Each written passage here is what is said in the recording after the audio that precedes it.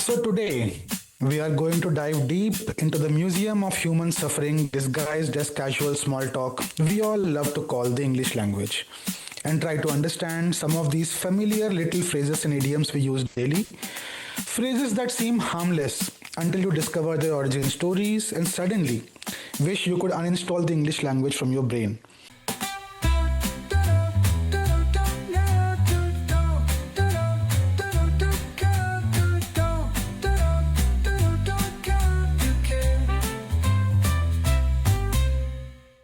What's up, guys? What's up? We're back. Prakhar, where are you? I'm still in Goa. Oh, nice. What a nice life, yeah. Okay. See, Goa is completely different for me now. For you guys, it is different. For me, it is very different now. What do I've you come mean? to Goa so many times, and whenever I've been to Goa, I stay for so long that it's not a tourist place for me now. I don't go to the I don't beach. No, I you don't have like any Goa. infatuation with Goa any Yeah, longer. I mean, Goa. I like Goa just enough. Not like I don't not like, oh my god, I need to go to Goa. The That's not reason there I anymore. love Goa is because I did 1 week's grocery and vegetable shopping. All vegetables. Every single vegetable, two of us could eat for 1 week in 250 rupees. I loved the experience of Goa in that respect. It's so cheap. Alag. Yeah, it is cheap. For me, it's Yeah, like, yeah. you know, I will anyway go to Work. Goa for a Yeah. tour Yeah. and I'll do a few shows. So it's not the same. It is. We did go, Sandy and I went to Goa. When I came back, when I had just come back after my school, we have a friend there. And he was like, Hmm. my place is, I have a place, I have an extra room, and I'm not going to be here. I'm going to be in Hmm. Australia. So you guys can come and chill. And for 1 week you spend with me, 1 week you spend on your own. Do you know when we went to the beach in Goa? The last day before going to the airport. That's a little much. I think 3 days before we left Okay. Goa. The entire first week, we didn't do jack. We didn't do anything. We went nowhere. We didn't absolutely fuck all. We just stayed at his house. Okay, just to give some context, I was like severely ill for the first 5 to 6 days of that. So Not that 5 to 6 she very days. conveniently left. I Not was 5 to 6. severely ill for 5 to 6 days. I was running a very high Ooh, temperature for the first 5 to 6 days. not 5 to 6 days. You were ill when we landed for Of two, course, three days. your memory is ironclad, Ashmita. Everyone needs to trust your memory among all memories, right? But otherwise, Sandy, would you have gone? I don't know. I was sick. I'm telling you, I was sick. That's No, what I'm even if asking. yeah, I don't if know. you were How can not I sick. tell? Probably once or twice. Also, I'm not fascinated by beaches. I Yeah. dislike Hmm. beaches a lot. Yeah, They are same. dirty as fuck. Same. So there is literally no attraction there for me. Yeah. Yeah, I genuinely don't like beaches, but I love the water. So if I could directly go into the water, I would do that. But I have to cross the sand. It's very unfortunate. Next time we go, what is that? What's that? Is it jet skiing? Oh, Hmm. Prakhar. But my allergies, man, because of fucking heat. No, you have allergies with South Indians, so we can go. Don't be nonsense, Prakhar. I have got allergies in Singapore also. Why? South Indians, How There are South a Sri lot of Lankan South Indians there Tamils, in Singapore Arre, also. but Sri I was Lankan not. Tamils. But I was not meeting any South Indian. I was at home. But they were It's a there. They small were in your country. It's a small vicinity. country. Yeah, it's a very small place. So No, around me, South around Indian, us, South Indian pathogens and so on and so forth. nonsense. Absolute nonsense. Rubbish. Also, by the way, when are you coming back, Prakhar? I will be back on the 15th. I am going to Bangalore from Goa because we have a show at Google. उसके बाद the Oh, next day I'm coming back to wow. Delhi. You have a show Yeah. at It's a Google. pity. If you were directly coming back from Goa, Ashmita could have given you a grocery list and you could have gotten her some vegetables from there. You know, 1 week's worth of 250 vegetables rupees. for $250. Yeah. Listen, 250 only. it is fantastic. I don't know what you're talking about. It is amazing that you can have a week's worth of food for 250, 300 rupees. It's fantastic. I mean, it People depends what you're buying, no, and we don't eat Yeah. meat, so and how much you eat. okay, but comparatively, even in Delhi, we would end up spending at least like 15 times that amount. So, Not really. oh I yes, mean, you bought it from the grocery store, whatever. Here you from buy it the online, right? local food in even if you buy from the local vendors, yeah, Hmm. it's cheaper than all these quick commerce platforms, but it's not that cheap. You know, you have these what do you call vegetable markets or weekly Yeah, markets, the Wholesale weekly markets. locality. Yeah. farmers Yeah, markets. What wholesale yeah. market? Farmers You mandi. get no in Delhi. Yeah, in Delhi also you get it Yeah. very cheap. We go and buy it from there like every Yeah, Thursday yeah. for a week. Wholesale you buy it will Sort be of. very cheap. Yeah. Yes, Yeah. but I You am have to make the comparing. effort, no? But I am comparing retail to retail. Why would I compare literally walking down to blocks like literally 300 meters to buy in might I mention a much better lush place and going in these fuck all roads in Delhi with fuck all Delhi people the with people getting aggressive The on the road for no reason with footpaths that are broken that you can't walk normally with people spitting and shouting at each other you know in what? that area You'll and be paying surprised. 10 All of times more. it. You know what? You'll be surprised. All of it is happening in Goa also now. So it's no different. Of course, apart from the greenery and the better air, of course, but still Goa has like 300 AQI. So close to 300. Not exactly Wow, 300, but it's the Jesus. same. Yeah. It's the We have same in we have India. Every we city, most ruin of the cities. everything. We ruin everything. Yeah, yeah. Didn't you see that recent? I don't know who brought out that list, but I think about 22 Indian cities are some of the are on the most populated cities list. I think something to that Yeah. effect. Populated or Some of 22 them of are the from the north. Some of them are polluted, from the sorry. north. Yeah, some of them are 22 of the from the north. top, yeah, top polluted cities in the world, 22 of them are from India. So India is fucked anyway. Yeah. and that Wherever in India we go. so what does that tell you, Santi? Yeah, yeah. And what have I kept telling you since then, Ashmita? Yeah, yeah. You very conveniently just forget to mention the part that I mentioned. It's just your part that you keep mentioning again and The, again. the You most know? important part. Yeah. Context is always kept out by Ashmita very conveniently. You know? Anyway, Yes. What's Sandy, do up? you have a segue?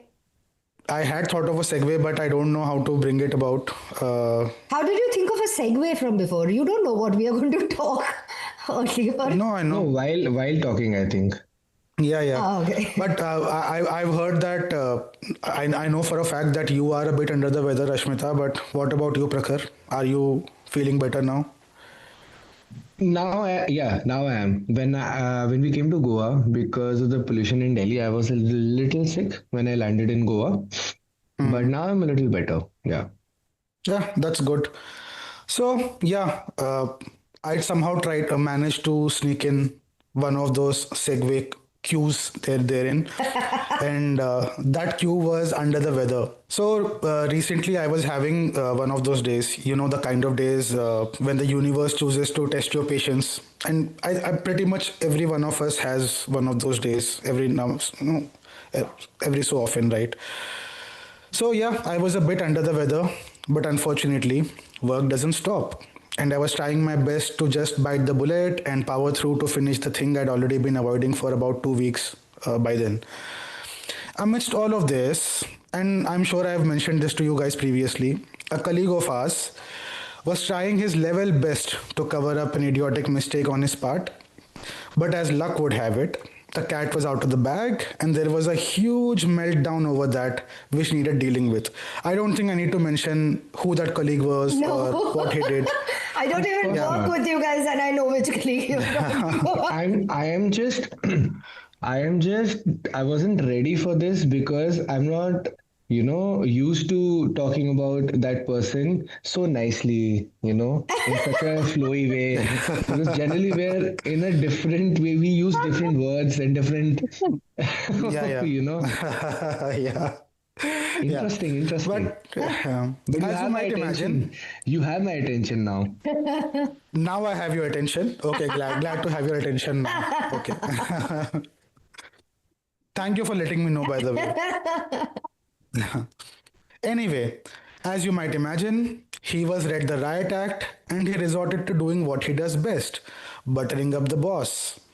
You know? So up until this point, I've thrown in a lot of clues there. Do you have you guys caught on to what today's topic is going to be?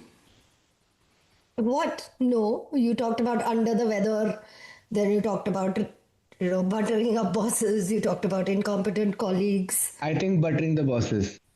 What? How can that be a topic? What nonsense. It'll be such a nice topic. Balls. Yeah. Well, you're beating around the bush, but we're roughly in the same area. You're warmer. It's very warm. What you're guessing? Who, Ashmita or me? Both of you, but Yeah. not bullseye. Anyway, Buttering the boss under the weather. that I think that's a euphemism now. I think I think I'll be keeping that in and letting our listeners or viewers in this case imagine what that might end up being. Anyway, though all of this happened a couple of months ago, my brain did that annoying thing where it refuses to mind its own business and made me choose my topic for this episode. Everyday phrases and idioms. Huh? That's what I was referring to, because we throw these phrases around all the time, right? So we drop them into conversations like confetti without pausing to wonder what kind of historical chaos they might have produced. And honestly, most of the time I genuinely don't want to know because I don't really care. But of course, if I don't find out, how would any of you guys find out, or even the listeners for that matter, right? Someone has to do it for the greater good, right? So I decided to bite that bullet and, power Didn't through this. didn't realize this was such a painful activity for you, Sandy. Well, someone has to do it. So I choose to sacrifice my own self for that cause. Oh, acha. Are we talking about the phrases that you usually use are we going to talk about that? Yeah, he just Yeah. said that. What is that? I can't see it. Is that one of your topics? Yeah. Well, See, Prakar, this is why you should do your episode earlier. yeah.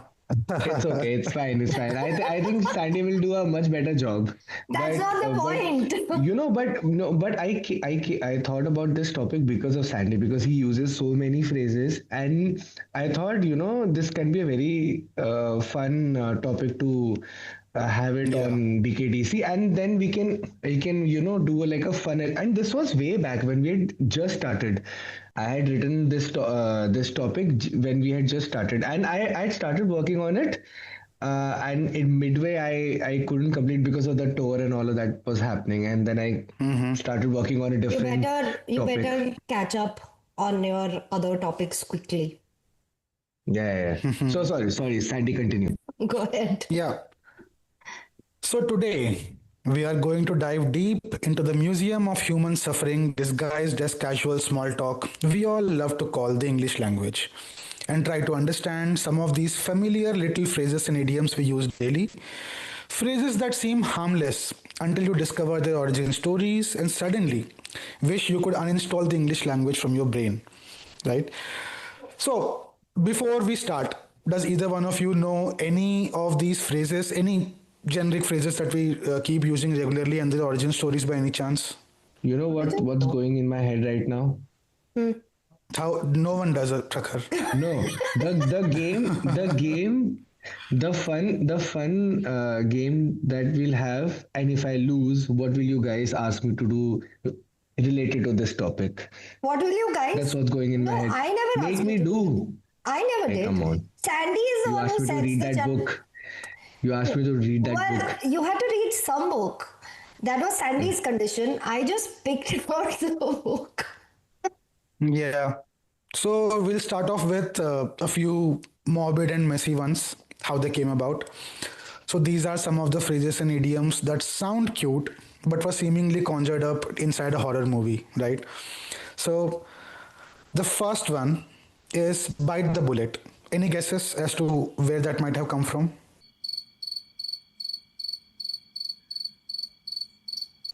We use bite the bullet semi regularly, right? Yeah. Yeah, yeah. And we're all aware of what the insinuation is. So the meaning roughly is obviously there are multiple meanings to everything, but this is the most commonly accepted one, which is to do something painful or unpleasant. Just bite the bullet and power through it, right? You know, when you said meaning, the first thing I thought of was another idiom, which is swallowing a bitter pill. And I was like, that doesn't probably explain. What is it? Is it some army related weird? Yeah, close enough. Yeah. So one of the most popular theories, obviously, there as with anything that we have all sort of explored something similar in the past episodes as well, because these things are so old. There are almost always a couple of theories to everything, right? At least a couple of theories, and there's a more popular version, there's a less popular version. So the most popular theory for the origin of bite the bullet is so before anesthesia became widespread in the 1840s. Battlefield surgeries were basically breeding grounds for trauma porn. Soldiers were given lead bullets to bite so that they didn't scream or bite their tongues or break their teeth during amputations and other surgeries. Right?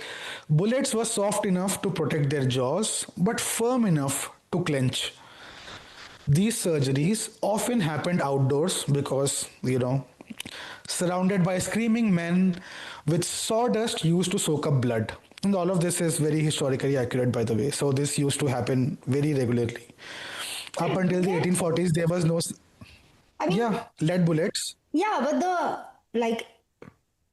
when you're in pain and you're biting a bullet, there's a chance you're going to, it's so small, you might end up swallowing it or something. I mean, there are large caliber bullets as well, right? So the longer rifles would have longer bullets, right?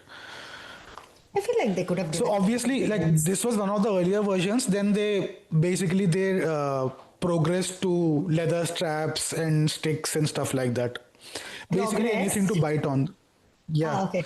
Okay. Like up until anesthesia was invented, they had to do something, right? Because if you amputate with an open mouth, they would scream, they would bite their tongue. So there was a lot of other risks also involved. Not that this is any less of a risk, but this was the best they could do around that time. My spine feels This, weird hearing that. yeah, yeah. So this theory also gave birth to the interpretation of overcoming fear and confronting danger and hardships, with the bullets symbolizing the danger. The earliest printed record of the idiom can be traced back to Rudyard Kipling's 1891 novel, The Light That Failed, where he writes, and I quote, "Bite on the bullet, old man, and don't let them think you're afraid."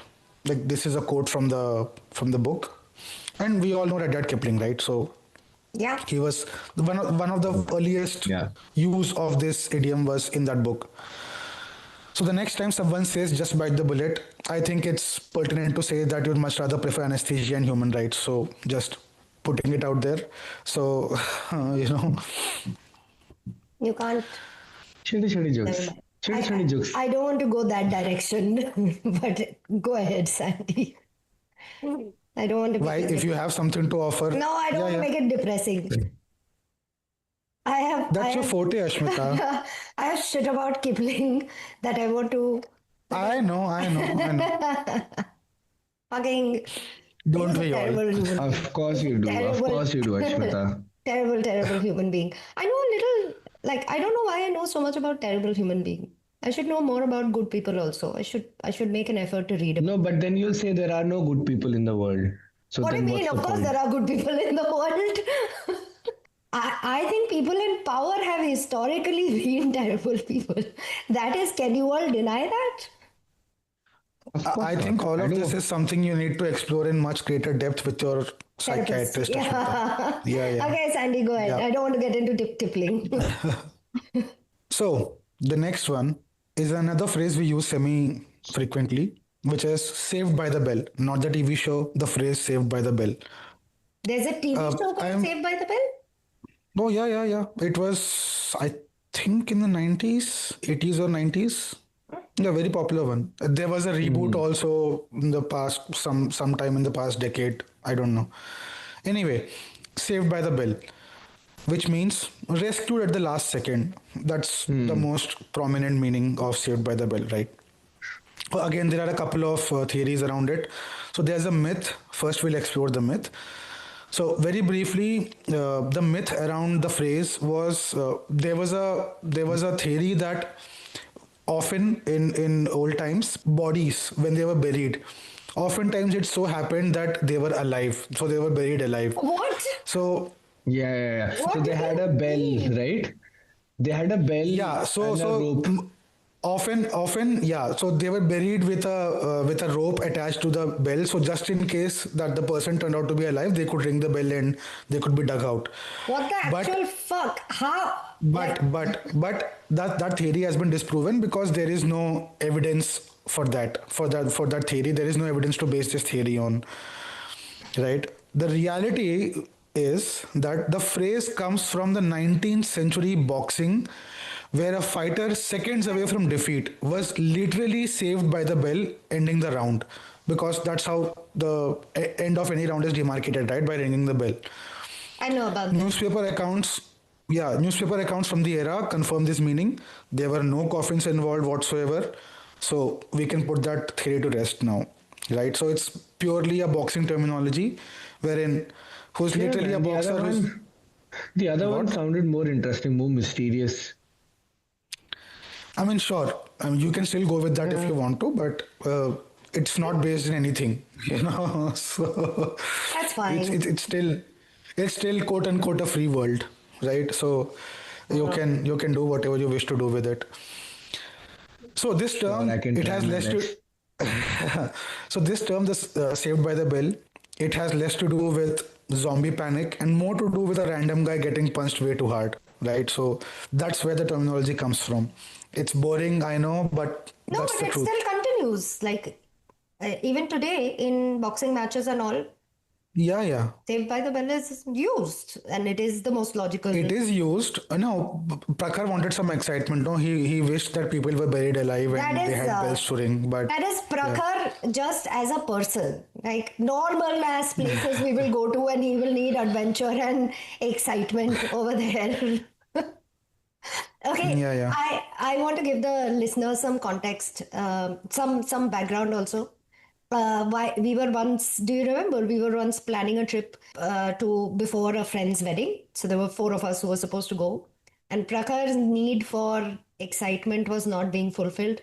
So the solution our friend came up with was to push him off a cliff repeatedly, like just make him roll down. Sort of a not a cliff, like a hill, and then let him climb back up and then push him again. So that's what we have to account for every time we go on trips with Prakhar. That's Why did you just make him sound like a dog? oh my god, I did not realize that. Of course, Ashmita. Of course. Anyway, continue, Sandy. That was a weird digression. Yeah. Thank you for keeping it So short, Ashmita. yeah, the next morbid one we'll explore is a phrase called "kick the bucket." Do we know what "kick the bucket" means? Dying. Yeah, it literally means dying. So this phrase first appeared in print in a book called Dictionary of the Vulgar Tongue in 1785. I haven't heard this. Kicking the bucket. No. Yeah.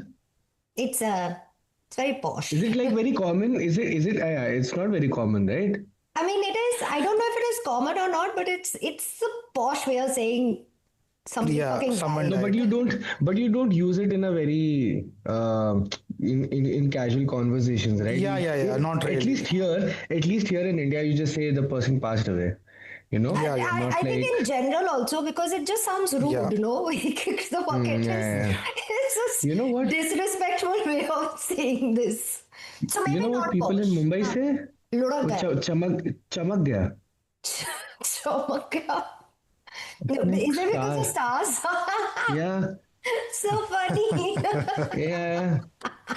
So I haven't heard this kick the bucket. Hmm. If Sorry, there are Sandy. any Yeah. Mumbai people listening to us, please confirm or deny that theory that Prakhar just suggested. Is And that what people say? It is where true. can they confirm or deny, Sandy? You can write to us at don't know We'll to get to care that. one at gmail.com or DM us at DKDC podcast. We can do it twice, Sandy. It's Yeah, our podcast. We can promote our yeah, podcast. that is true. That is true.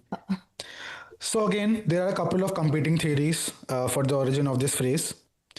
The most plausible one is again a little bit morbid. It's related to livestock slaughter, right? So in Middle English, bucket meant a beam from which animals were hung upside down for slaughtering.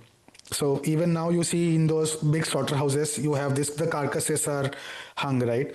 So back before, it was much more inhumane, let me put it that way, right? In the medieval periods and towards 16th, 17th, 18th century.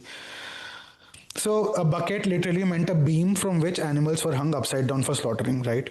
So when the animal struggled, it kicked the bucket meaning the beam in this case. So this was widely documented in farm and butcher manuals. So this is the most plausible explanation. So basically when someone says kicking the bucket, it literally refers to the act of the struggling animal kicking the beam. So that's where the phrase kick the bucket comes from. Good that There's a people don't slight use it. there's a slightly implausible theory also, because implausible because there is no verified evidence or any print evidence found for this, which is like someone stood on a bucket, tied a rope and kicked the bucket away for hanging themselves, so that's where another theory of kicking the bucket comes from. Either way, plausible or not, it's not a phrase you should be putting on a greeting card. So unless you're wishing someone to kick the bucket, that is. So Ashmita, this is directly referring to you, because you're Excuse the one. me.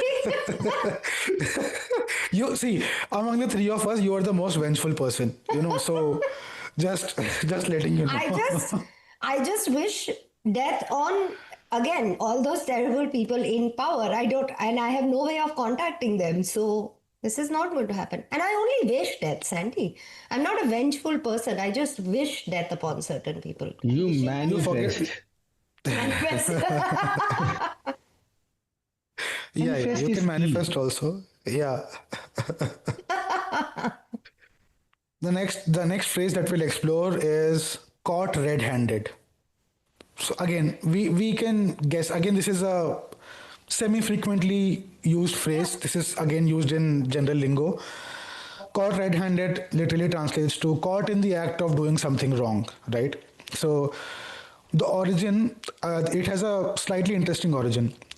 So this phrase alludes to being caught with the victim's blood on your hands, either in the act of or after a murder or poaching incident, right? Red Hand originated in Scotland in the 15th century. The first appearance in documentation is from the Scottish Acts of Parliament in 1432 during the reign of King James I. It was used in various Scottish legal proceedings where the culprit was referred to as being caught with a red hand being blood on their hands, literally. Right? It turned into a phrase we use today around the 19th century. So, all of this is to say that the phrase was dangerously literal. It literally meant someone was caught with a red hand, the red hand being covered with blood. It wasn't just metaphorical. People were just out there very visibly covered in evidence. So this was the old way of discovering evidence of someone who might have committed a murder or a crime of some sort, right? I think That's where the phrase, all yeah. phrases have a literal beginning. Literally every single Yeah, yeah. simile metaphor we use today had a very, very literal, That's unfortunately. the idea, no? That's the idea because it's Yeah. so literal that you use the phrase. Yeah. Yeah. Yeah, but it slowly morphed into a very generic version of caught red-handed, meaning Yeah. you were caught doing even a very small transgression. You were caught in the Even that act. is, yeah, you were basically caught in the act of committing that quote-unquote crime. So that's where the phrase comes from. Moving on to the next section, We'll also explore a couple of scammy ones, right? So the Nice. first one we'll explore is Nice. let the cat out of the bag. Any Hmm. guesses where that might have come from? Was the magician involved? No, but good guess. Good guess. Was it was it during some royal, like the king ordered something and uh, somebody saved the cat or something like that? That would be so cool. Again, a good guess, but no. What we will do is we will let the cat out of the bag for this idiom right after this break. So we'll see you on the other side.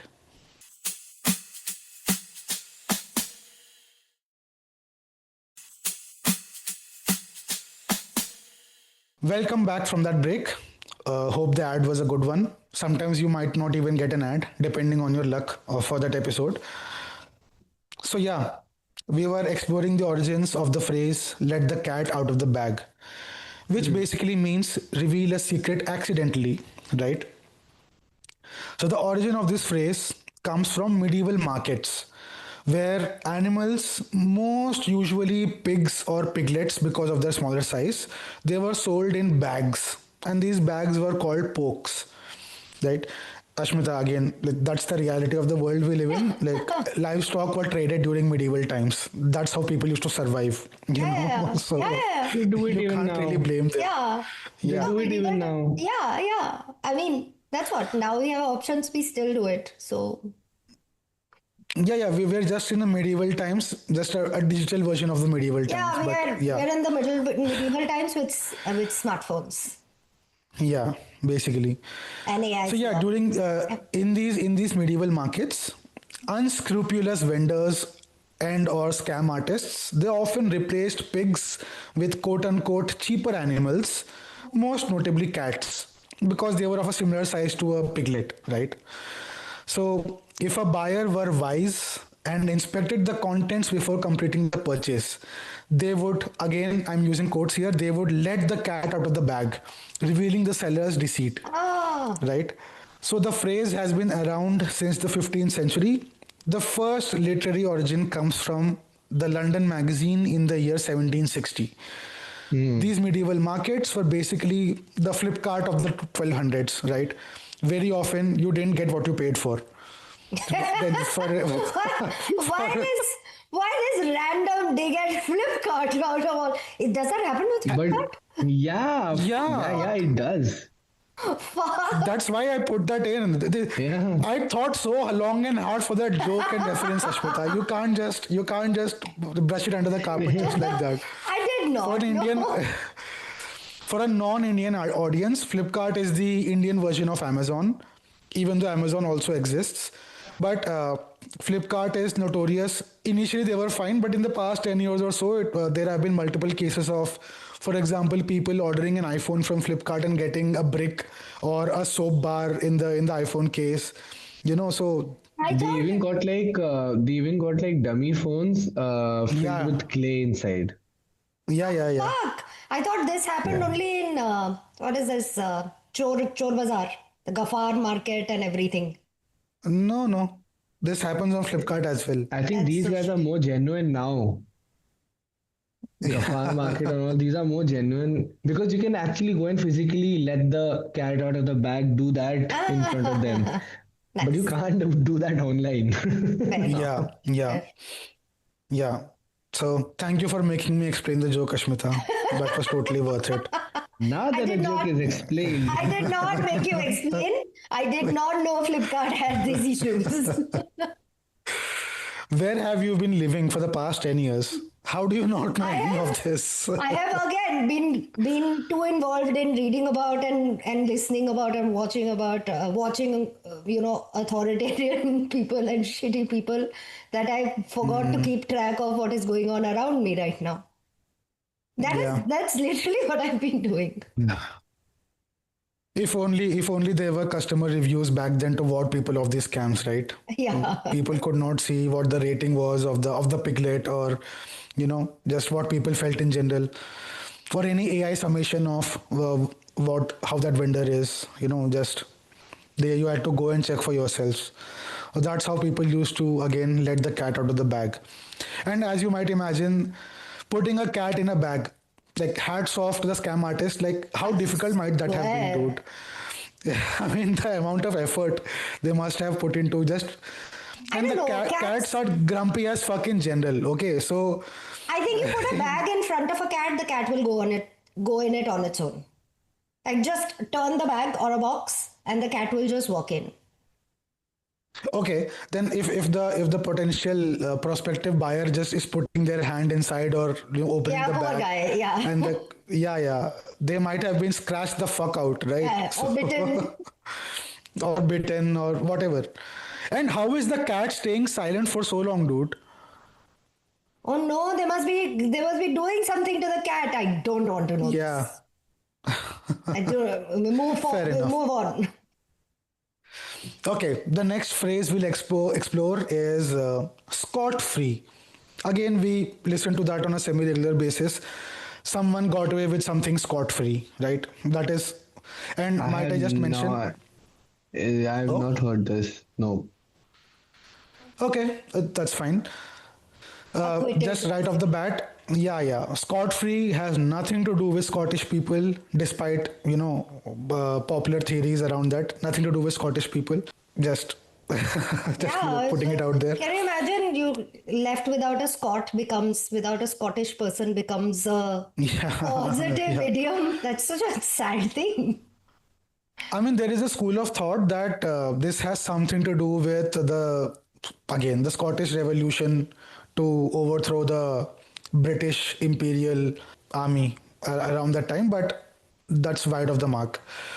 So, yeah, it basically means to escape without punishment.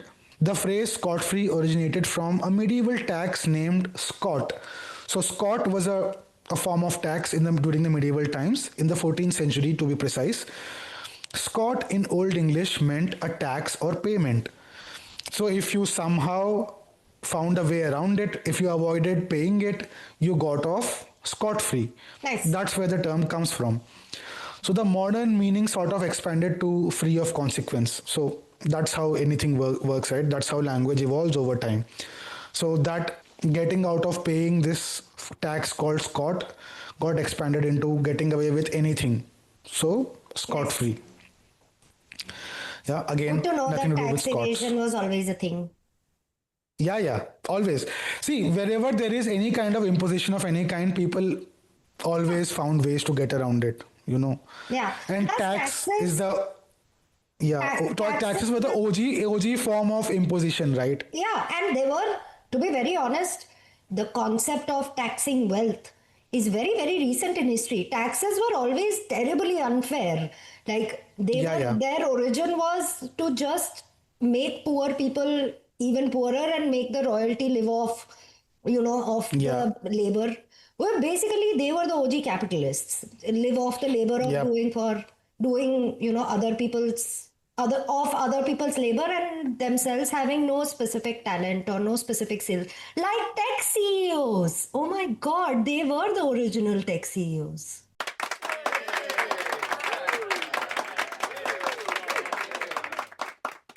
That's a stretch, but I get where you're coming from. What do you mean? Tech CEOs are extremely useless. Have you met any? Not in person, no. Yes, I Why have. would I meet tech CEOs? I have nothing to do with tech CEOs. I have because I've worked in the tech industry and I guarantee to you, it's the easiest job on the planet. Every job is difficult except a tech CEO. If you are a tech CEO listening to this and got offended, please do let us know. We'd like to have you on board and get your point of view as well. Please. We don't want tech CEOs. It'll be so uninteresting. They are very boring people, No, Sandy. I But want. you will be bored out of your mind, I promise you. They don't That's have fine. anything good to contribute. I live with it. Okay, fine, whatever. So next we'll explore some of the random ones, which I couldn't really fit into any particular bracket. So some random ones. The first one is break the ice. Everyone's favorite term. Everyone likes to hear this. Contrary to popular opinion, this phrase wasn't invented by any medieval HR professional somewhere. No. So this was totally nothing to do with any HR professional at any point of time in human history. This, again, we all know basically means to start a conversation or to ease tension of some kind, right? That's how we use the term break the ice. But that's not where the phrase comes from. Icebreaker ships were small vessels sent ahead to literally smash ice so that larger cargo ships could pass through. Right? This became, if only the Titanic had one. Ooh, dark joke, no? Anyway. It's more than a century ago. It's fine to be. Yeah. We're over 100 years from now. If you're still sentimental about it, either you are 100 years old or just get some therapy, dude. Anyway. So this became a metaphor for clearing obstacles between people. That's where the term sort of got adapted into modern lexicon, right? And we have a friend who was very fascinated with me using the term lexicon the first time around. So Really? if that, yeah, it was in a group, Ashmita. Our friend, if our friend who lives in China is again by chance listening to this, lexicon is a very common term, dude. I'm sure you know of it. I don't remember this, but okay. Coming back to breaking the ice. So Shakespeare used it in the Taming of the Shrew somewhere around the 1590s when it was written, making it one of the earliest metaphorical uses of the phrase breaking the ice. Moving on, the second one we'll try and explore in this section is the rule of thumb. This is again we use pretty often, right, in our lingo. A rule of thumb basically refers to a rough guideline or an estimate, right? Rule of thumb or thumb rule is the same thing or Yeah. same, right? Yeah. It's active voice, passive voice. Again, it's a joke. It's a joke. Don't come at me with, you are wrong in saying that. No, just... Anyway, take me up on that, dude. Who cares? At least we'll get some engagement. Do it. Anyway, yeah, so this phrase has been used since the 1600s, and the origin is usually attributed to domestic violence. However, there is no proof of this particular theory. So I'll come to the unproven theory first. Ashmita, I'm sure you have some peace of mind to give as well regarding this. What? It's unproven? For a long time. If it's just a theory, I don't care. Yeah, for a very long time, there was a belief that the law in England allowed a man to beat his wife with a stick which was not thicker than his thumb. That's what people believed for a very long time. However, it has been found that such a law did not exist at any point of time. Thank fuck. Right? So that's why it's been disproven. Not that it still didn't happen, but at least there is no written law around it. I don't know if it was an unsaid rule or whatever. Also, the phrase has been used before this law was believed to have existed, right? So that's another way of sort of counteracting this claim. The real origin is believed to have come from carpenters and joiners. They often used to use their thumb as a rough measurement for an inch when they didn't have their measuring tools at hand. For very quick measurement and estimated measurement, they used to just put their thumb and roughly measure an inch. It is believed that brewers also tested the temperature of their brews using their thumbs. I know, unsanitary and unhygienic, but God. But again, you have to remember that these were not like relevant topics or issues in the 16th century or the 17th century. People were literally dying of random diseases, dude. Like putting a thumb in a brew was the least of their concerns, So I mean, that is more of a reason to not do it. But yeah, people died. Like you got a cut, you're dead in 3 months. Yeah. You might as well dead. So another school of thought is that it may have originally come from the millers. Millers were people who literally used to run a mill, right? From the miller's technique of rubbing freshly ground flour between the thumb and the forefinger to test the grind from coarse to fine of the flour or the meal that they were preparing, right? So that was another school of thought that where the rule of thumb might have come from. Honestly, I think ऐसे तो we can make sense of anything and make it like, seem like a legit meaning of the phrase. Yeah, I think. But what is the real one? Yeah, the most widely believed and accepted theory is the measurement one, that Uh-huh. carpenters and joiners used to. But again, you need to remember that most of these phrases and idioms they were taken out of context for them to be phrases and idioms right now, right? So the context might have been different. There might not be written evidence or proof for each and every phrase, and that's how most of language also evolves, right? So this is when something comes into practice and enough people start using that phrase or idiom, it just becomes a part of the language then, right? All of that is to tell you that thumbs were basically the OG measuring tape. They just weren't very accurate or precise, but they were close enough. Like if you were a carpenter who couldn't really bother with precision or accuracy, then you could make do with it. I think probably the only exception would be Ashmita, because your thumb will be tiny and definitely not an inch. But you know, I think my Same thumb like is one an of our inch. friend. yeah, yeah. The our friend also, like, so that's why it's not very accurate, because not everyone's thumb can demarcate Yeah, 1 inch. yeah. Why? I don't know why that specific fuck you to my thumb, because my thumb is normal size. Says you. And we'll have to like put three Ashmita's thumbs together to measure an inch or something like Boss, that. this You is know? so nonsense. My thumb is actually equal to an inch. Your thumb is equal to 1.5 inch. That's your problem. Prakhar, your thumb The Can you do goes next, this? back. Jesus, why are Can you you? doing that? Why does your thumb, why does it go back so like much? slightly only I It's a can. normal level only. You can't do the ew. Disgusting. I hate it.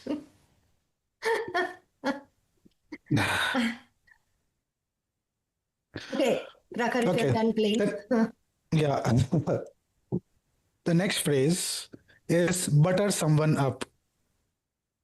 This has a slightly interesting origin story. This is again, most of these are just theories. I'll let you know when there was some written evidence found for something, but a lot of these are written theories and somehow they entered the lexicon and became a part of our daily lingo, right? Of course, we all know that to butter someone up means to excessively flatter someone, right? To go out of your way to flatter someone. One theory is that in ancient India and Tibet, devotees seeking divine favors threw clarified butter balls, or for those in India, ghee balls, at idols of gods to seek blessings. Right? And by the way, this is the most popular theory. I could not find any sort of evidence to prove that this is absolutely true, but the one of the most popular theories is this. Sorry, but they thought they thought pleasing somebody was throwing ghee balls at them. Yeah, yeah, yeah, yeah, yeah. So, butter or ghee in this case was symbolic of purity, devotion, and goodwill, right? Over time, this ritual became a metaphor for showering someone with praise to get what you want, right? So basically, like, flattery has been around as long as religion and desperation have existed. So obviously, all of this goes hand in hand, right? By the way, I very briefly, digressing very briefly, I wonder if this practice works in professional environment. I'd genuinely pay very good money to see someone do this to their boss, just throwing shit at their boss and see what sticks. And I have a few bosses I have worked with, and I would like to volunteer them as what would you like to throw at them, Ashmita? just literal shit. Like literal, I would. But that would not be buttering them up. No, how would So you they're butter them up? no, they're former bosses. I am okay throwing, but I don't know. Cheap oil, the cheapest possible oil, without not palm oil, but the cheapest possible oil. That's all right. Whatever is difficult to Dalda. get, dalda. That is whatever is difficult to get off. Uh, but what See, else? I think what you can do is you can take something like dalda, freeze it into a rigid ball, and then throw it, because it'll hurt also. You know. Yeah, you decide what you want me to do. Do you want me to flatter them or do you want me to hurt them? Because hurting, why freeze dalda? No, there's so many other things. Because the vibe I was getting from you was that you wanted to hurt them. So that's why I was leading you down that path. Of Yes, course, there that is are. also true. Yes, that's Yeah. what I want to do. There are, I can't think of a single boss that I want to flatter for no reason. I've worked for some really, really good bosses, but they don't need flattery. And the terrible ones I don't want to flatter. So I think we are good. But I would like to There's throw shit obvious. at them. Like, I would genuinely like to throw stuff at them. So if that is a possibility, I would take that up. Sure, no, there's no one stopping you.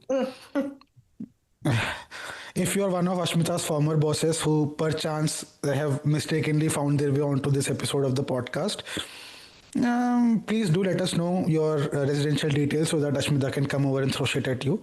No, not all You of can my write to former us. bosses are bad. Some are very good bosses. Yeah, okay.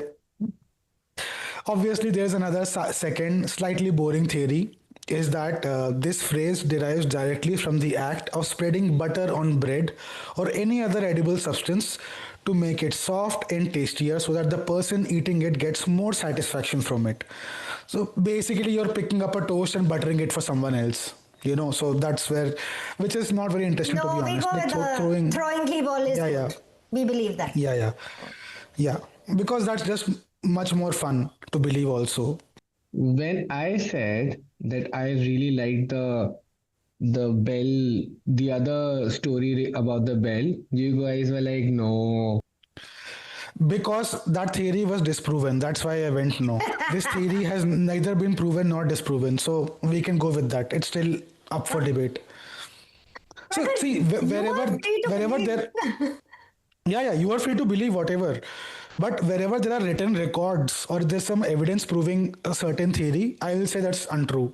But otherwise, if it's still up in the open and open to interpretation, you can believe whatever you want to. That's fine. Rather, Okay, you the can next believe one. even if there is written evidence. It's not such Yeah, a yeah. serious I thing. mean, this is I for like that. for our listeners and viewers only. So, yeah, I like that. sensible people I'm talking to. Okay. The next one is turn a blind eye. Again, we've all heard of it. It basically Yeah, yeah. means pretend not to notice something. Like, no, I won't go dark. It's okay. No, no, please. No, it's okay. Come I don't on, want to. Sandy. Come on. Fine, turn a blind eye, like most of you have been doing for the past 2.5 years. To what I won't tell you. That's Yes, for you to find out. friend. Nice. Well done. Nice. Okay. It wasn't dark. Anyway, It's okay. You should have done it anyway. yeah. Also, might I remind you, not for the past 2.5 years, but for the past 17 Yeah. I mean, years, for sure. at the very least for the Specifically, past 2.5 years. yeah. Yes, go ahead. Anyway, the origin. The phrase that we use today is a shortened version of the original phrase to turn the deaf ear and the blind eye. That's the OG phrase from which this was sort of distilled from, right? The first example of it being used can be found in a book called A Discourse of Walking by Faith, printed in 1698. And the phrase that was written in that book was, and I quote, to turn the deaf ear and the blind eye to all those pomps and vanities of the world. The first appearance of the shortened phrase was published in 1832. It can be found in the New Sporting magazine, and the phrase is, and I quote, and it is equally easy for him to turn a blind eye to the trespasser by day. The thing is, this phrase may have been around for years, even centuries for that matter, but it seems to have gained popularity when used by Vice Admiral Horatio Nelson. I mean, it's sort in for the history geeks. This is a name that history geeks might know for a fact, but for those who don't know, Who's he? Yeah. Vice Admiral, Horatio Nelson was a British naval officer. He was involved in the Battle of Copenhagen in 1801 with French forces, right? So the story goes that he had been blinded in his right eye during the war with France. When signaled by his commanding officer that he should withdraw, he raised the telescope to his blind eye. Thus, he could not see the flag signaling the order to withdraw, right, to retreat. He is rumored to have said, I have only one eye, I have the right to be blind sometimes. Anyway, the story goes that he continued fighting and eventually won the battle. So that's how he went down in history books. But the Right. phrase to turn a blind eye comes from this story. I don't understand. Was it deliberate or was it just. Again, there is no mention of whether it was a deliberate act or not, but I choose to believe that it was deliberate. Yeah, That he chose otherwise. to he deliberately raised. Yeah, otherwise you have to be unbelievably stupid, like absolutely a Yeah, yeah, yeah. level of intelligence to raise your. No, but if you think of the phrase to turn a blind eye, that is something you're doing consciously, right? You're consciously turning a blind eye to something, Yeah, yeah. right? You're choosing to ignore a certain something. So again, in the context of this particular story, I choose to believe that he consciously raised the telescope to his blind eye, Yeah. so that he could say, "I did not see the order or the signal coming from there." So yeah, he wasn't the one to invent the phrase, but he definitely made it popular. What he did invent though was the OG "I didn't see your text, sorry" energy, you know. So that is I hate that you call me out like that, Sandy. well, at least you realized. The next phrase is pipe down. So I mean, it's not something we say on a regular basis, but we have heard of it, right? It's basically we're asking someone to stop talking or to calm down, right? I have been on the receiving end of that, yes. I wonder why.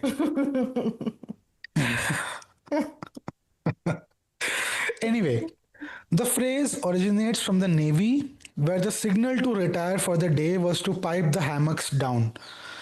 The phrase was first used in 1798 in the book Gillespie's Advice to Commanders and Officers. When the officers wanted some peace and quiet, they would ask the crew to pipe down into the deck space, and that is where the meaning of requesting to be quiet comes from.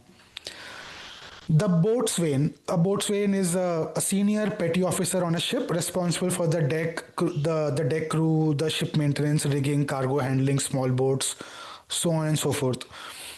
So the boatswain's pipe signaled various commands on naval ships. At the day's end, pipe down was the order, meaning A. Stop working, B. Stop talking, and C. Stop making noise. It's basically their way of saying shut the fuck up and go away. I need to go to rest, right? Ignoring this order meant punishment, and sailors had very strict quiet hours. So that's where the phrase to ask someone to pipe down comes from. The next phrase is it's probably a little foreign to Indian English, but again, you might have heard it in TV shows, movies, so on and so forth. Is a phrase called close but no cigar. It means to almost succeed. Nearly there but not there. In so many words. The origin goes that the phrase originated in the United States, likely during the 20th century or a little bit earlier. It alludes to the practice of stalls at fairgrounds and carnivals giving out cigars at prizes. This was during a time when cigars were actually given as prizes for, you have those throwing the rings game or shooting the whatever balloons game or whatever. So cigars were like given as to- actual prizes. I would like to play for a cigar today also. Sounds like a nice thing. Yeah, 'Cause I'll never I end up don't think buying. it's allowed anymore. What do you mean? Cigars are allowed? I don't know. Maybe Yeah, We can do among it fell out ourselves of now. practice. Yeah. Yeah, we can do one. Yeah. Okay, go ahead, Sandy. This phrase would be used for those who were close to winning a prize but failed to do so, which is basically most people, right? When someone just missed the target or came too close, the carney yelled. The carney is the person who was sort of responsible for that particular game, right? The carney yelled, close but no cigar.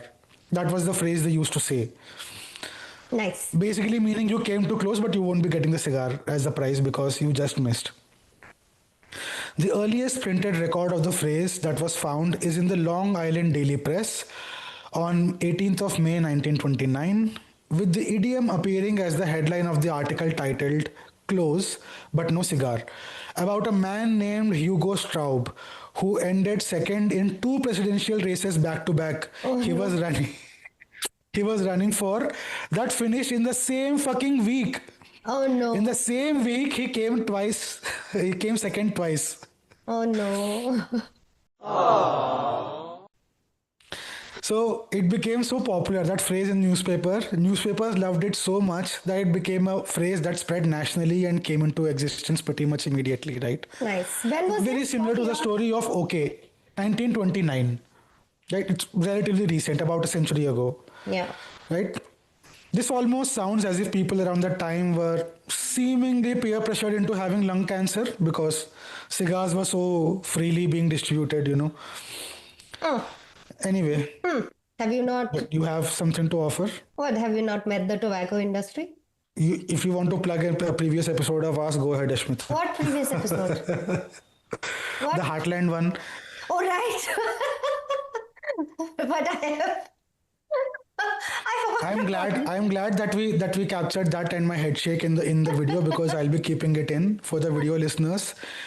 Even if you're listening to this on audio, I would request you to please go check out the video for this particular section if you can, because that's my usual existence on a daily basis. That is true. And it was my episode and I forgot it. But Yeah. I genuinely didn't remember I talked about tobacco lobbying also. But yeah, if you want to hear us talk about this very, very shitty institute that is behind a lot of the tobacco lobbying, climate change denial lobbying, golden people. Check out the episode on what is it called? Don't know what Heartland's smoking. Correct? Smoking. Yeah. Yep. Go check that episode out and let us know what you think of it. Now we move on to the next section, which is our most favorite section, which is Oh the game yes, game segment. section. Prakhar, why are you Yes. making a face? So how will The how part I how fear the most. so this week I'm titling this game segment "The Origins, Idiom or Idiot." Right? So in today's version of our beloved game, I'll give you guys an actual phrase and I'll give you three options for the possible origin stories of the said phrases. You'll have to guess which origin story is the real one. The winner gets to call themselves Idiom of the Week. And you know what the loser will have to call themselves, right? Any guesses? Idiot of the week. Idiots. Yes. And the loser will have to get their photo taken with a Durjoy Datta type placard saying Idiot of the Week. That is horrible. I cannot lose this. That's the worst thing you could make me do. What, Prakhar? I'm 100% winning this one. Yeah, this is terrible. I do not want to do this. I mean, that's the point. No, what's the fun otherwise? Someone has to do a forfeit of some kind, right? Yeah. I mean, see, a photo is significantly easier than having for someone to, most likely Prakhar, to record a video, then edit the video and send it across. Because the past two times it has been him. So that's why. Like going by precedence, it has been Prakhar so far. Ashmita, you do it, please. What do you mean? Please, I don't know if please, I'm please winning or lose losing. deliberately. Please lose deliberately. Also, just FYI, um, all of the past games, I have not won deliberately. It's just been pure luck that I've guessed the right thing. There's Yeah. literally Yeah, no the game- way to win The game strategically. is, yeah, I mean, you don't need knowledge or anything for these games. Yeah. You Pure can't. luck. Yeah. Yeah. It's Or you purely luck pay, based. or you pay enough money to Sandy to pass on the chicks. I mean, if either one of you is choosing to pay me money, I'm all ears. Yeah, I'm not Like- doing that. Yeah. Please. If you pay me good money, I'm willing to take the photo with my own placard, calling myself Idiot of the Week. Just leaving it Okay. out there. That I'm- sounds very expensive. I'm open to bribe. I'm open to bribes. Okay, Okay. let's start the game. All right, let's. Again, we'll go alphabetically. The first one is the phrase under the weather, right? So I'll give you the options now, Ashmita. I mean, the options are for both of you, but we'll go in alphabetical order. So for under the weather, A, sailors sent below deck which was called under the weather bow when they were sick. B. Medieval doctors blamed illnesses on angry clouds. Or C. Farmers predicted disease based on damp soil. What's your guess, Ashmita? First one. Prakhar? Prakhar is frozen or what? No, he's thinking. No, I think he's just thinking very long and hard. The first one. The correct answer is A. You are both right. You both get 1 point each. A very brief explanation on the phrase. On ships, the weather bow was considered the roughest part. 6 sailors were sent below deck, literally under the weather, to recover. The phrase eventually became 6 sailors. I thought you said six Yes. sailors. So I was like, No, why no. six particularly? Yeah, ill sailors. Sailors who were sick, yeah, who were feeling sick, they were literally sent to a place below a bow called the weather. So they were literally sent under the weather.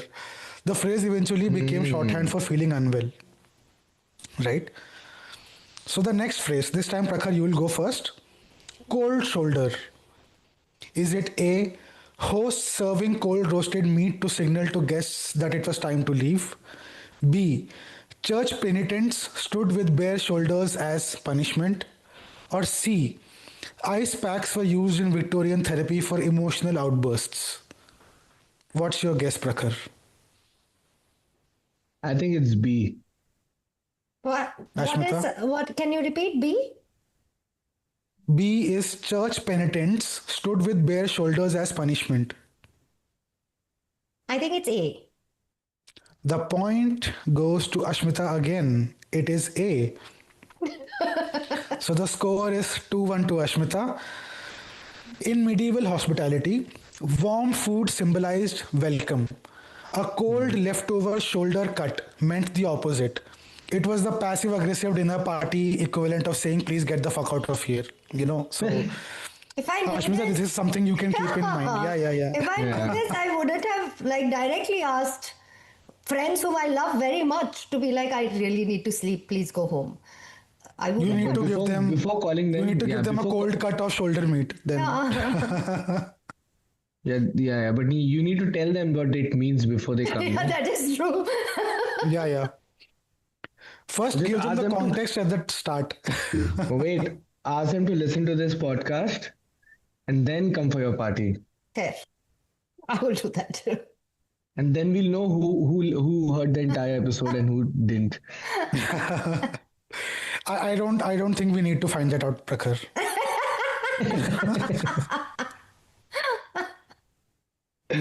So I think it's for our own sake and sanity. We better not find that out. See, one of our listener from the US is definitely not coming for this party with that 1 star. Okay, so he's not coming for our party. So he's out. He's not coming for any. I don't know if he's he. How do you know he's he? She. Was it So for? Okay, never mind. Yeah. we've got a couple of listeners in Spain as well, and surprisingly a couple from Brazil. I was so surprised when I saw Brazil. I'm like, who the Sandy fuck has is listening been- to us in Brazil? Sandy has been obsessing over it. So I was talking Yeah. to him about the difference between the type of listeners that you see on your hosting platform. And Sandy is like, and I was like, there is a segment which you will see higher number of listeners, but those are bots and those are fake accounts and everything. And Sandy was like, oh, they must be the ones from Brazil. I'm like, we don't know that.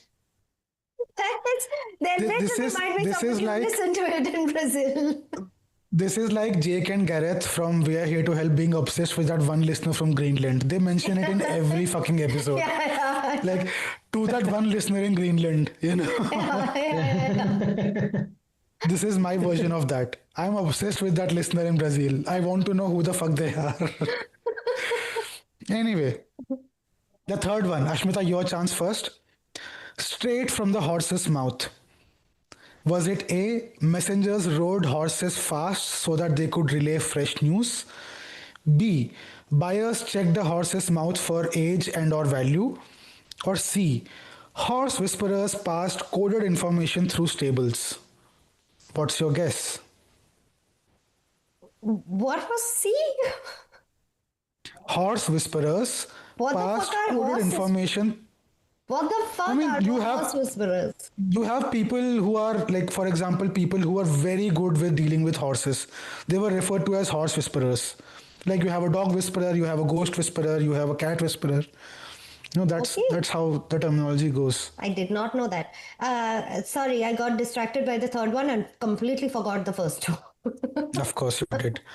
I'll reiterate the options. A. Messengers rode horses fast so that they could relay fresh news. B. Buyers checked a horse's mouth for age and or value. And C. Horse whisperers passed coded information through stables. What's your guess, Ashmita? I think B. Prakhar? Prakhar, you're taking this way too seriously, man. Bro, I've lost twice. Believe me if you're in my shoes. Yeah, no, fair. I buy that. I buy that. See, B is too. I think it's C. The point goes to Ashmita again. It is B. The score is 3-1 to Ashmita. Prakhar, the key is not to take it seriously. The key is just to say whatever comes to your mind first. So the origin comes from a horse's teeth reveal its true age, making its mouth the most reliable source of information, more trustworthy than what the seller is selling to you, right? Thus, the phrase evolved to mean receiving information from the best source possible. That's why we refer to it as straight from the horse's mouth. Right? The next one, Prakhar, your turn. The whole 9 yards. Was it A? A medieval executioner's walk to the gallows was 9 yards long. B. Kilts used exactly 9 yards of fabric in old Scotland. Or C. World War II aircraft machine gun belts were 9 yards long. I think it's A. Yeah, I also think it's A. That's the most related to what it means today. Yeah. Well, neither one of you gets a point Oh, because the answer is C. Fighter planes carried ammunition belts stretching 9 yards. When gunners used the entire belt, they'd given quote unquote the whole 9 yards. Later, okay. it simply meant giving maximum effort. You went all the way. That's what it came to be known as. So the Fantastic. score still stands 3-1 to Ashmita. The next phrase is die hard. Was it A, ancient wrestling tactic involving stiffening the body? B, British soldiers ordered to quote unquote die hard in a battle? Or C, a medieval nickname for stubborn oxen used in farming? Literally, none of them sound right. Like, they've got nothing to do with. It's that die-hard fan, this thing, no, that I would die for you sort of a meaning, correct? That's what it means today. Yeah. Okay, B. They're the only ones dying, so B. Prakhar? Sandy, you're not faking, no? Like, all of them have a correct answer. Yeah. Okay. I am not that diabolical, dude.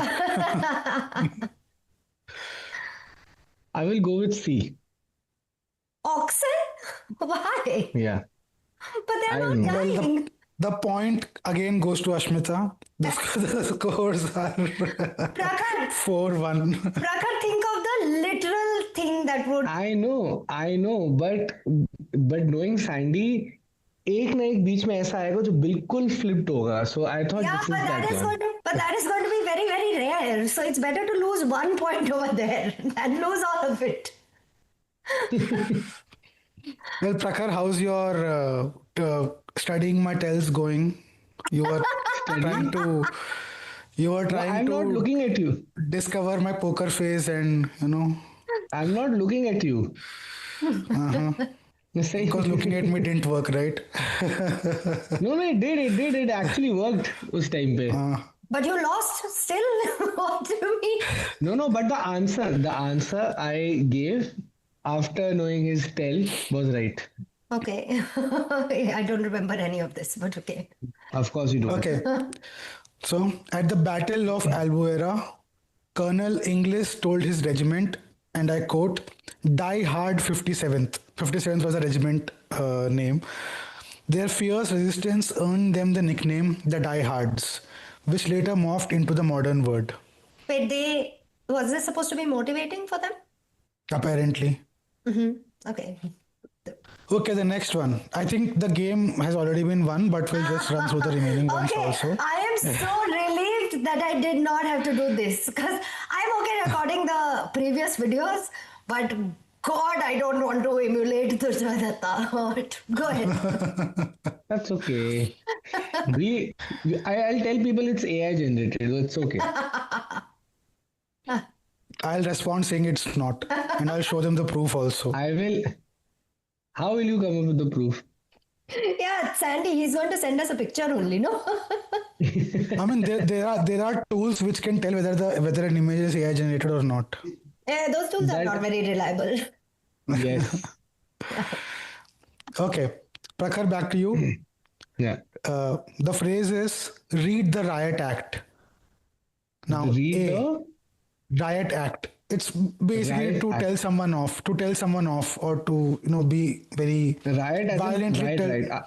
RIT. RIOT. To read the riot act means to tell someone off very aggressively, right? Was it A? Officials literally had to read the 1714 riot act aloud to crowds. Was it B?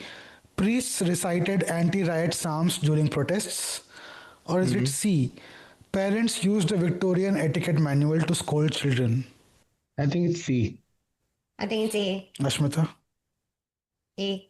The point again goes to Ashmita. It is See, A. Prakhar, the literal thing. Very obvious literal thing. The British Riot Act required authorities to read a specific proclamation ordering crowds to disperse. If people didn't leave within an hour of this reading of the Riot Act, officers were legally allowed to use force. So that's where this phrase comes from, to read the Riot Act. Not much has changed since then as far as police behavior goes. Yeah. Okay. The next one is not a very common phrase. Let me say that at the outset.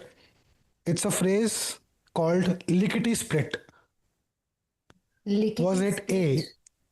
Yes. Are you Was going it to give the A? meaning of lickety split? Yes, once the answer is done. Okay.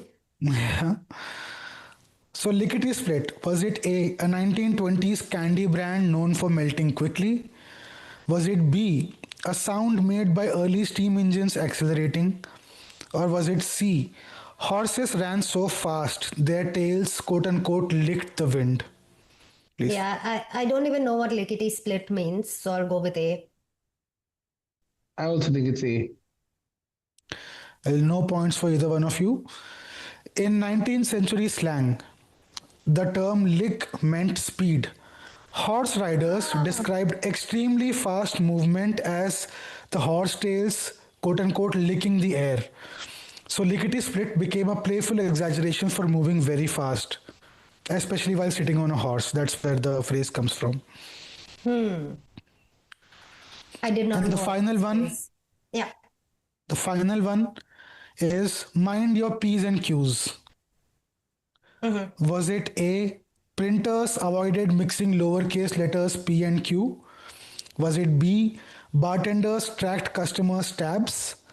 Or C, teachers warned children to perfect penmanship? Which one is it, Prakhar? A. Yeah, I also think it's Ashmita? same. Well, again, no points around. Oh, this time the In literal thing did taverns. not work. Yeah. In taverns, bartenders recorded drinks as P's for pints and Q's for quarts. So mind your P's and Q's meant behave yourself or risk a bigger bar tab. Basically control your drinking. So over time, it simply became a warning to be careful or polite. When you said bartenders, I did not think of the letter P and the letter Q. I thought you were talking about like peeing and queuing. So I was like, okay, that doesn't make Same, sense. same, same, same. Well, I've forgotten the score, but I think we already established that Ashmita won the None of round us, again today. yeah, and none of us Yeah. got any scores in the last two rounds, so neither of us Yeah, did. so I think it was 4-2 or 5-2. If Yay. any of our listeners remembers that, please do let us know. So yeah, Prakhar, you know what to do. Durjoy Datta style placard holding with Idiot of the Week written on it. So Oh no. yeah, we'll be looking forward to this episode coming out.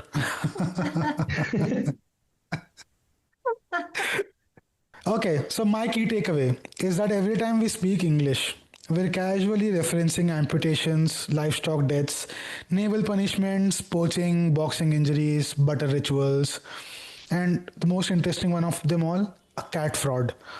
And honestly, all of this tracks because humans have been terrible and messy all along throughout human history, as we just discussed. And Why would it the also language be any tracks, different, right? and it also tracks because it is so much of the origin is from Britain, which Yeah, yeah. I mean they have been living up to their legacy. I mean, it is the English language, so it shouldn't be all that Yeah, surprising, that's right? what it Yeah. fits because it's English and it has the Britain origin. So all this cruelty makes a lot of sense. Yeah, in closing, the next time someone, most likely an HR professional, says a phrase like break the ice, just remember a ship once risked structural damage for that metaphor to be in our lexicon in existence today. I have a tip. So, yeah, I have a tip yeah, every time, and any one of those random corporate parties, somebody does come up with this like breaking the ice activity, which they always do. yeah, yeah. Chop in with this fact. Everybody will avoid you after that. It's the best way. Nobody wants to deal with that. I mean, if that's your goal, then yes. Yeah, Then of course, do that's your that. goal. Have you met any normal human being who wants to engage in corporate fun times? Of course not. So just Fair do enough. this. Fair You're enough. welcome. Recommendation time. Okay, it's time for my recommendation of the week. This week, my recommendation is a singer songwriter, one of my very favorite artists called Alexei Murdoch. So it's very similar to the music is very similar to that of Gregory Alan Isakov. It's in the same sort of wavelength, and I think I discovered Alexei Murdoch probably around 15 years ago, probably 15, 12, 13, somewhere around that timeline. And uh, yeah, just man, his music is so soothing. It always, there's no better way I can put it, but it's the closest thing to Gregory Alan Isakov I can think of. That the music is almost soul soothing. It just speaks to your soul. It relaxes you. It calms you down, and it's very intimate sort of songwriting and music. So yeah, and that kind of indie music almost always fascinates me. It always catches my attention. And yeah, in fact, I discovered Gregory Alan Isakov through Alexei Murdoch because Oh. similar songs recommendation came. That's how Gregory Alan Isakov came up, entered my vision. So yeah, I cannot recommend Alexei Murdoch enough. Yeah, please do go listen to his songs. He's a fabulous songwriter, fabulous musician, and just a voice to die for. So yeah, that's my recommendation of the week. And finally, before we take your leave, in closing, I want to thank everyone for joining us today, joining us on today's linguistic descent into madness. We'll see you next week where we ruin something else you thought was very innocent, right? In the meantime, feel free to butter us up with compliments online, either by giving us some good ratings or by liking and or subscribing. We have an Instagram page at DKDC Podcast, or you can, just let us know your good thoughts by writing to us directly at don'tknowdocare1@gmail.com. The one is numerical. And please don't forget, if anything we said during this episode offended you, you can always choose to turn a blind eye instead of being a dick about it. And on that note, we take your leave. Take care until next episode. Bye bye.